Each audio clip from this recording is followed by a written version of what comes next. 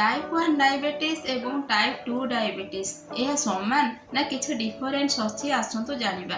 Type 1 diabetes रे body रो immuno system pancreas रे insulin produce हुए जोटा बीटा सेल को नष्ट कर दे थाए।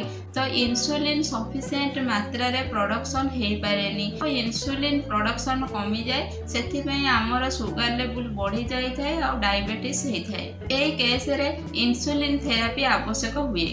टाइप 2 डायबिटीज रे इंसुलिन प्रोडक्शन ठीक ठाक हुए बट आम बॉडी ताको ठीक से यूज करि पारेनी। लाइफस्टाइल चेंजेस डाएट मेडिसिन एवं केतेक केस रे इंसुलिन द्वारा आकु ठीक करा जाय थाए। जदि डायबिटीज रो फुल वीडियो देखिबा को चाहउछन्ते एवं होमियोपैथी द्वारा केमिति डायबिटीज के कंट्रोल करी होउची से सब विषय रे जानिबा को चाहउछन्ते ताले प्लीज कमेंट सेक्शन में कमेंट करंतु। जदि भिडियोटी भल लगी थाए लाइक शेयर एंड सब्सक्राइब करने को जमा भी भूलिबेनी। रहिली जय जगन्नाथ।